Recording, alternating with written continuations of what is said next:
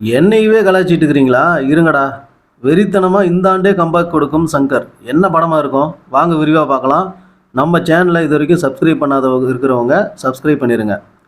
இயக்குனர் சங்கர் வாழ்க்கையிலேயே இந்தியன் 2 படத்தை மறக்க முடியாத அளவுக்கு எல்லா தரப்பும் அந்த படத்தை கழுவி ஊத்திட்டு வராங்க. அந்த அளவுக்கு அவுடேட்டான கதையை வைத்து கொண்டு பல கோடி ரூபாய் பணத்தை வேஸ்ட் பண்ணி விட்டாரு அப்படின்னு எல்லாருமே கலாய்ச்சிட்டு இருக்கிறாங்க. 250 கோடி ரூபாய் பட்ஜெட்டில் எத்தனையோ நல்ல சின்ன படங்கள் முதல் பெரிய படங்கள் வரை எடுத்திருக்கலாம். ஆனால் இந்த மாதிரி ஒரு மொக்க படத்தை எடுத்துட்டாரு அப்படின்னு சொல்லி சங்கரை வந்து எல்லாரும் கழுவி கழுவி ஊத்துறாங்க.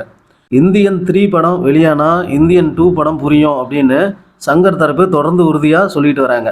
இந்த நிலையில் கலாய்ச்சவங்களுக்கு எல்லாத்துக்குமே சங்கர் இந்த ஆண்டே பதிலடி கொடுத்து கம்பேக் கொடுக்க காத்திருக்கிறாராம்.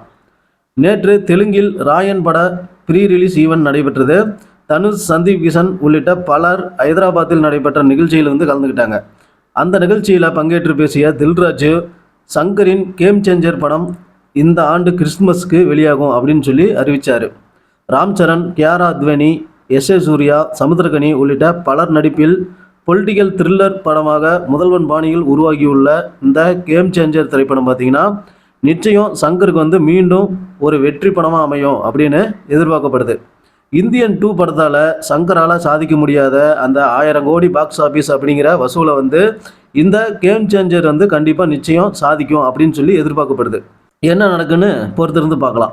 மேலும் அல்லு அர்ஜுன் நடித்த புஷ்பா 2 திரைப்படத்தின் ரிலீஸ் வந்து லேட் ஆகிட்டே போகுது.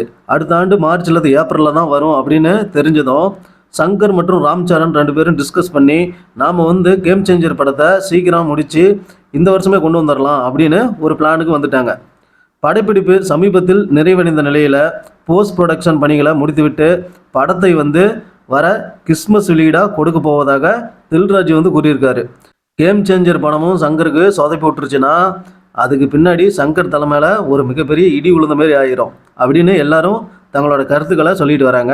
பொறுத்திருந்து பார்க்கலாம். கேம் சேஞ்சர் வந்து ஒரு 1000-2000 கோடி அடிக்குமா, இல்லை இந்தியன் 2 மாதிரி ஒரு மொக்க படமாக மாறுமா அப்படின்னு படம் வந்ததுக்கப்புறம் தான் தெரியும். இந்த வீடியோ உங்களுக்கு பிடிச்சிருந்தா வீடியோவை லைக் பண்ணுங்கள், ஷேர் பண்ணுங்கள், கமெண்ட் பண்ணுங்கள். மறக்காமல் நம்ம சேனலையும் சப்ஸ்கிரைப் பண்ணிடுங்க. நன்றி, வணக்கம்.